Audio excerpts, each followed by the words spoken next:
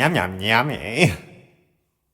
Oh, Scotch, the mysterious elixir of poets, philosophers, and anyone brave enough to drink something that tastes like a campfire, doused in despair.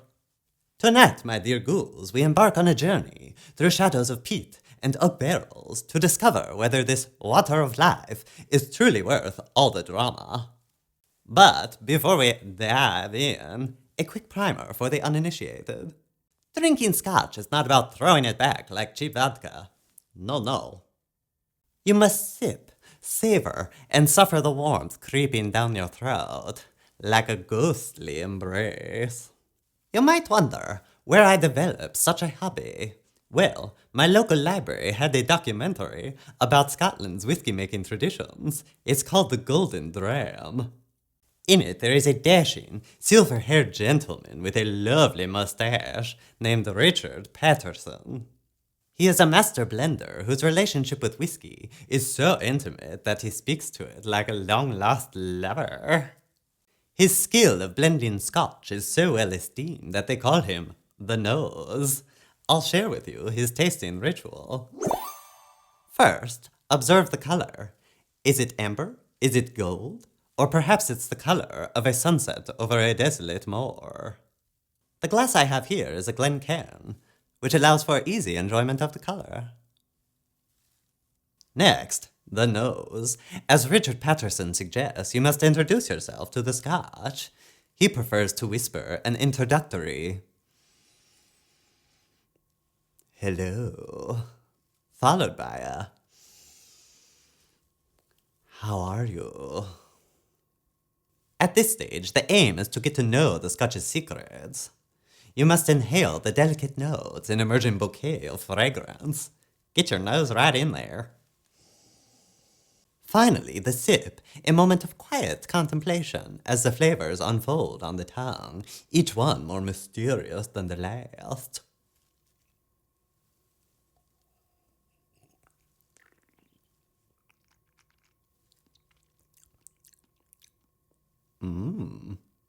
Now, Richard Patterson can make the art of drinking whiskey sound like a tragic love story. Naturally, I thought, if scotch can inspire such devotion, who am I to deny it its chance to woo me? Earlier this week, I tried out a whole bunch of scotches just to see what my palate enjoyed. I got comfy on the Chesterfield sofa in the living room, and Minerva helped film the whole thing. Check it out. The Balvenie 12-year double wood, $70. This whiskey gets around. She starts off her maturation in American oak, then runs off for a 9-month fling in European oak sherry casks. It's said that she can convert even non-whiskey drinkers with her deliciousness. Supple nuttiness, spices, honeyed sultanas. Hugely inviting. She pretends to be innocent.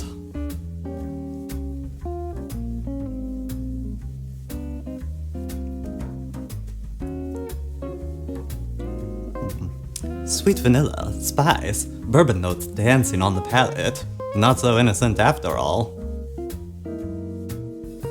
A hint of peatiness sneaks in there, like someone brushing a little too close.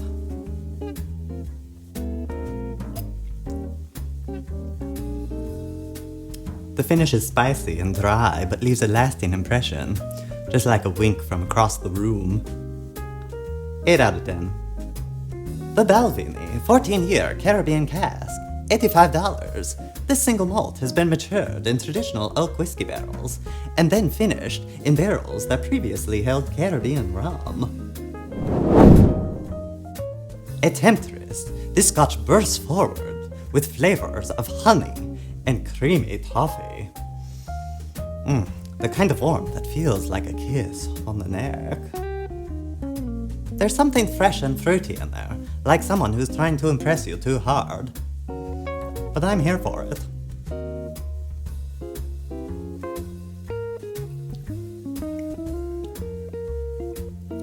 As you taste, it grows richer, bolder, making promises it might actually keep.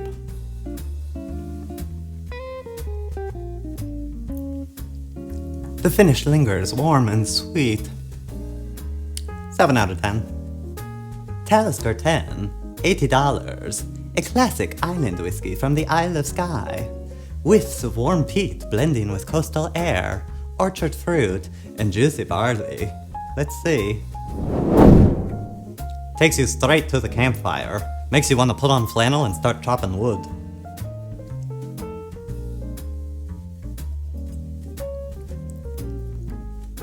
It's a bonfire of peat with cracked pepper, a hint of brine and dry barley.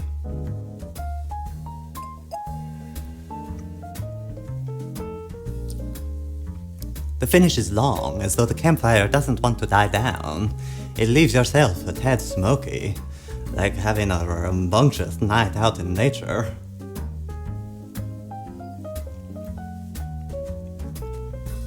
In a long finish, bonfire embers seem to toast malt, as if a marshmallow happened to fall into the fire.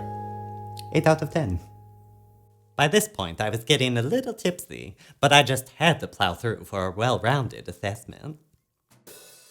Glenmorangie 10, $45, known as a benchmark for creamy, approachable single malt.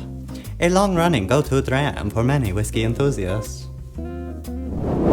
Very fruity and girthy, a profile of rich lemon, nectarines, apples, and a hint of bacon spice. Boiled sweets, toffee, creamy, balanced. It's like a rendezvous in the shadows, a little spicy. The finish is long, gentle, malty, fruity, leaves one feeling warm and content, and just a little dirty. It also comes with a nagging sense that I should be wearing a turtleneck and pondering my life decisions. 7 out of 10. The Macallan 12, Sherry Oak Cask, $95. The Macallan's been around since 1824. That's 200 years. You get sherry and oak wafting out of the glass. Dried fruits, plump, juicy, booze-soaked raisins, sultanas, oranges, and stewed apples.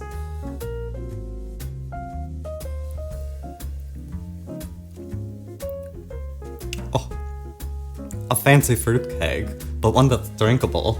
It's like Mama Yaga's cake that's made of pure fine spirits.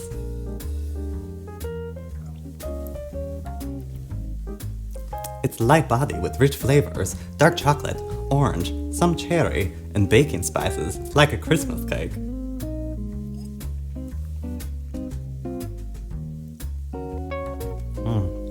The finish, the fruit disappears, but the spicy tingle remains. Black pepper, clove, it's like you just drank a dessert. I could kiss the cook. 10 out of 10. The Dalmore, King Alexander III, $390. A kingly price indeed. You know, if any of you all are feeling generous. A unique assemblage of 6 curated cask finishes, combined in one-of-a-kind whiskey. Red berries on the nose, as well as a bit of passion fruit. You smooth talker, you! It hits the tongue like velvet, like that first dance where everything's going right. There's a hint of creme caramel, vanilla. It's sweet yet seductive enough to let you lean in closer.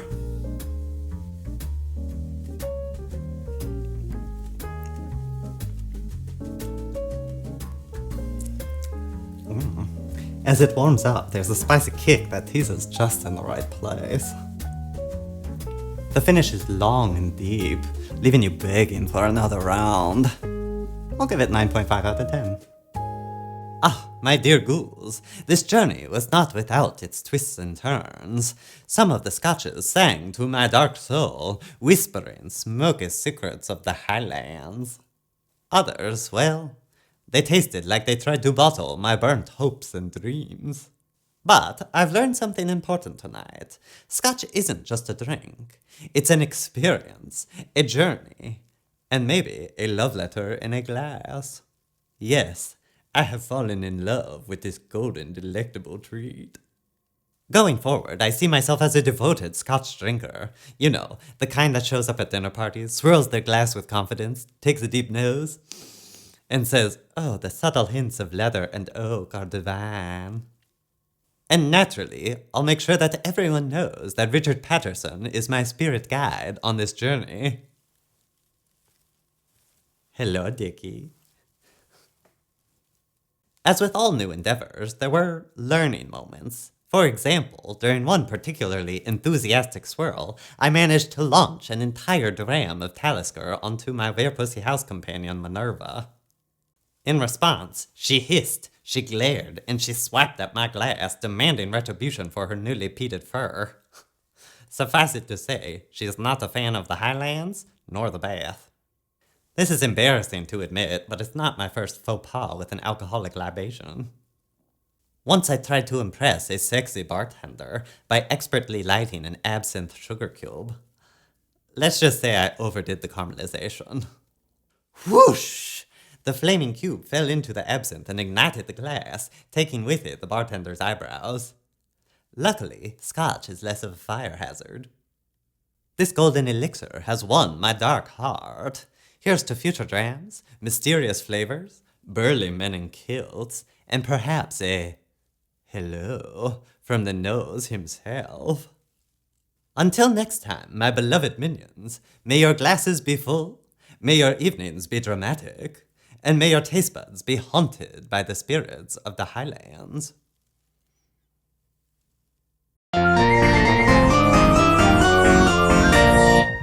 Yum yum yummy.